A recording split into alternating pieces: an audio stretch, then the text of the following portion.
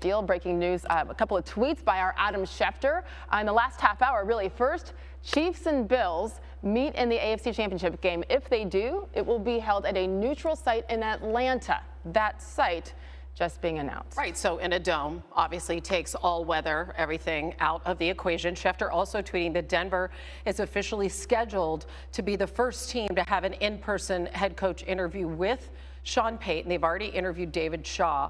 The Broncos and Payton are scheduled to meet Tuesday morning in Los Angeles. That's the latest. Yes, it is. Who's coming Adam fast and Schefter, furious. Always a busy man on Twitter. In the meantime, how about NBA, big NBA? Into First Take, I just want to mention quickly for our Dana White conversation that the California Legislative Women's Caucus, we did reach out to them for comment. We have not heard back yet.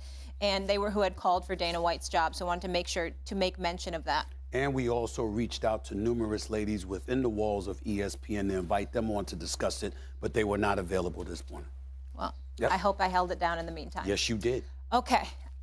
Now, we're going out to Vegas because we have some games this weekend. So, Joe Fortenbaugh, you're here to lighten the mood for us.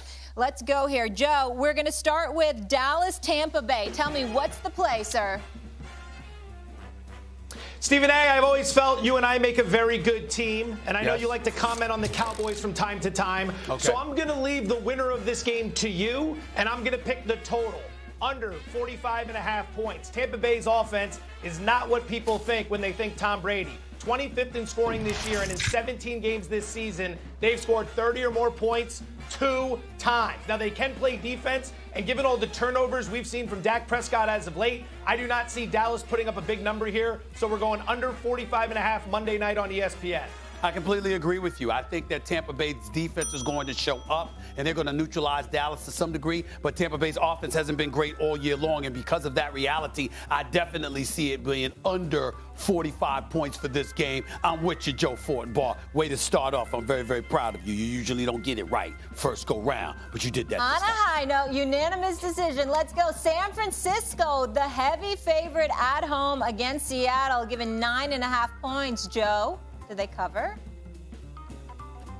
Incredible backhanded compliment there. Incredible. That's why he's the master. And this is the best bet of the weekend. As long as it's less than 10, play the San Francisco 49ers. Seattle was a really nice story during the regular season, but it ain't the regular season anymore, and this is a monster step up in class. Seattle closed the year going 3-5.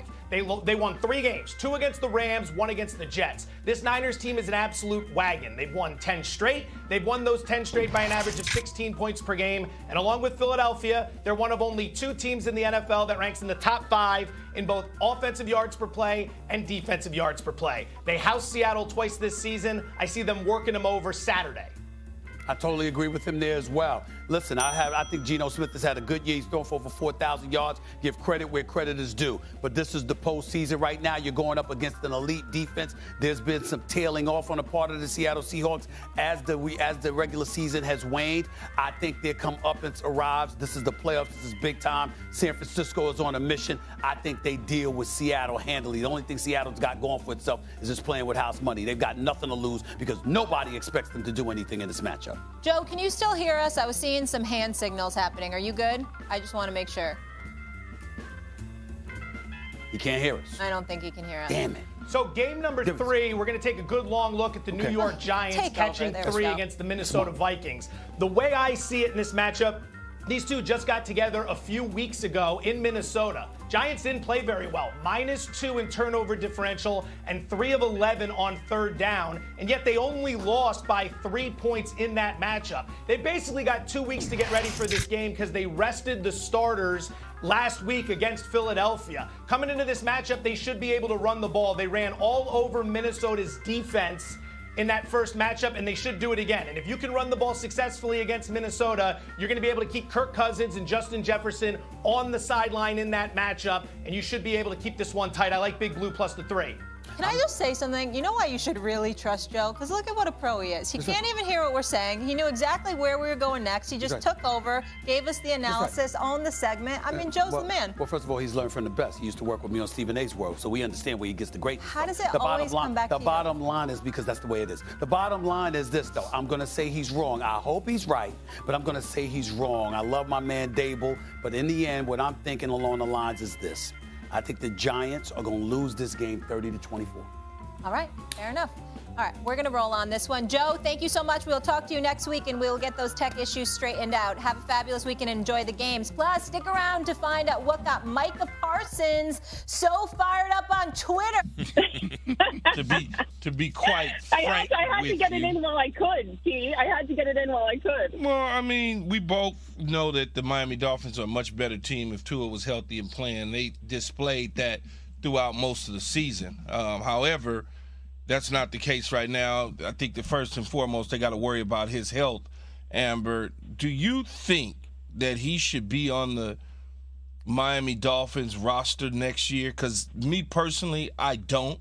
I'd like to see Stephen Ross pay the contract out and, you know, Tua decide to do something else different in his life. Here's my only thing with that, Key. I'm really uncomfortable telling a grown man how he needs to handle his life, particularly when I myself, you know, I've never been faced with that opportunity. I've never been faced with the millions and millions of dollars of fame and all the perks that come with playing professional football. So telling somebody to give all that up, I don't feel like that should be up to me by any means. I do also think, though, with the Miami Dolphins, that they've got a public relations problem when it comes to Tua. And I'm not saying it's right or wrong. We obviously are all very concerned about his long-term health, and I think we saw with Damar Hamlin that there are things that are bigger than football, and that was really, really refreshing, frankly, seeing that we do care about the humans playing this game. But when it comes to Tua, the narrative around Tua, specifically, everyone calling for him to give up this game, it's a little strange to me because we don't hear the same thing about many other players in the National Football League who also suffer multiple concussions every season. Again, I'm not saying whether that's right or wrong, but I do think that the Dolphins have a durability concern when it comes to Tua, but I think they have just as big of a public relations concern because for whatever reason, the narrative has focused in on this particular player. I don't mean to harp on you, Max, but I did hear at the top of the hour, you were being fairly critical, like a lot of people, of how Mike McDaniel handled the Tua situation back in September. But you said a coach like Mike Tomlin wouldn't have handled it the same way. And Kenny Pickett has suffered multiple concussions this season. Not only did the Steelers handle it the same way, the Steelers put him back out there to play in the same game. He cleared concussion protocol, went back out there, played. He had to take himself out of the game. For some reason, no criticism of how the Steelers handled that situation, and no one's calling for Kenny Pickett to retire. So it's something with Tua and with the Dolphins. And I'm not saying whether that's right or wrong. I do think that that's a big problem moving forward, though, for the Dolphins to consider beyond just Tua's health is how much everyone's going to be holding their breath watching Tua play football forevermore. And I think that's, it's certainly a concern. Amber, hold on, Key, because Jay wants to get in, but I got to respond because, Amber, you brought up a point I made about how there's a difference. In boxing, you can get a standing 8 count, may have been a concussive event, and you can continue fighting, right? But if you are knocked out, there's a 30-day wait period. Like if it's come to an end, you have to be removed from the contest. You're right, actually, logically, that if you're concussed, who cares if you can keep going? Maybe you should just be removed from the game, right? Period. But there is a big difference between this player suffered multiple concussions in the same year you continue to play him, and this person clearly had a neurological event where he couldn't control his legs. And 4 days later, upon reflection and everything, you got to look at it, the whole thing, you could see what it was, you put him back in the game. I'm not saying this in retrospect. I said it at the time. Not a good idea, because I see what happens when you have, oftentimes you will get concussed again, and then it's an issue.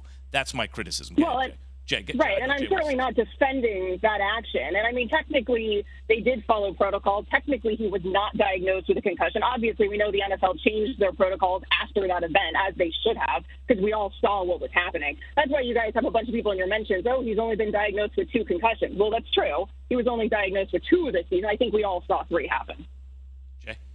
Amber, I did want to ask you, understanding the PR challenge that the Dolphins may have with Tua moving forward, understanding the sensitivities around having 3 concussions in 1 calendar year, understanding also that a quarterback in Jimmy G, who probably won't be in San Francisco anymore, a place where Mike McDaniel comes from, how interesting or feasible of a possibility is that for the Dolphins to go after a guy like Jimmy G?